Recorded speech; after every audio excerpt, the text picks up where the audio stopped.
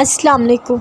लोगों पर आजमाइश आती है, मुसीबत आती है, कुछ छीन लिया जाता है या किसी चीज़ का गम मिलता है तो कहते हैं अल्लाह नाराज़ है हमसे, या अल्लाह हमसे प्यार नहीं करता, यानी उनके ख़्याल में उनके पास ज़्यादा है तो इसका मतलब अल्लाह प्यार करता है, और कम है तो अल्लाह प्यार नहीं करता, यानी आपने अपने रब के प्यार को इन दुनियावी और वक्ती चीज़ों के साथ तराजू में तोल दिया है। अल्लाह देकर भी आजमाता है और लेकर भी। अल्लाह तुम्हें खुशियाँ देता है कि ये देख सके उस वक्त तुम इन खुशियों का शुक्र अदा करते हो या नहीं।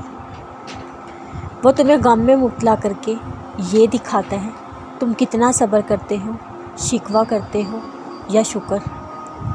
वो तुम्हें सेहत देता है, इसमें तुम उसके इबादत गुजार बंदे बनते हो या नाफरमान। वो तुम्हें बीमारी भी देता है कि तुम्हें आजमा सके। वो तुमसे माल लेकर भी तुम्हें आजमाता है और माल देकर भी, इज़्ज़त शोहरत देकर भी आजमाता है और लेकर भी। लेकिन इस सब में फ़ायदा भी तुम्हारा है।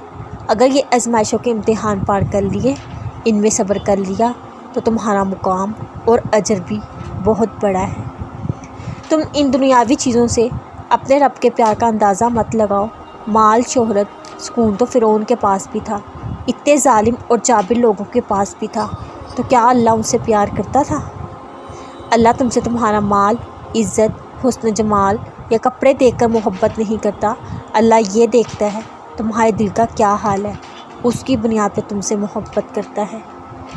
अल्लाह ये देखता है उसके कौन से बंदे तकवा इख्तियार करते हैं, सब्र शुक्र करते हैं, हर हाल में अपने रब को याद रखते हैं। इस बुनियाद पर मोहब्बत करता है तुम्हारा रब तुमसे।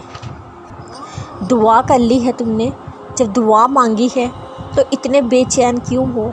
सुना दिया अपने रब को अपना हाल दिल, फिर भी ना उम्मीद क्यों हो? दुआ मांगकर भी बेसुकून हो, शक में हो कबूल होगी या नहीं।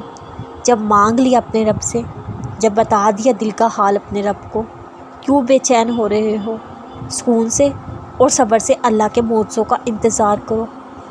पुख्ता यकीन करके देखो अपने रब पे, और फिर देखना वो वहाँ से मौज़े करेंगे कि तुम समेत हर नफ्स इंसानी हैरान रह जाएगी। मौज़ों का इंतज़ार कर रहे हो ना, तो मौज़े तो सब्र वालों के लिए होते हैं, उनके लिए जो अल्लाह पर कामिल यकीन रखकर खटन से खटन रास्ता भी पार करने को तैयार रहते हैं। इस दिल में जो अटकी हुई है ये दुआ तुम्हारी ज़रूर कबूल होगी इंशाअल्लाह।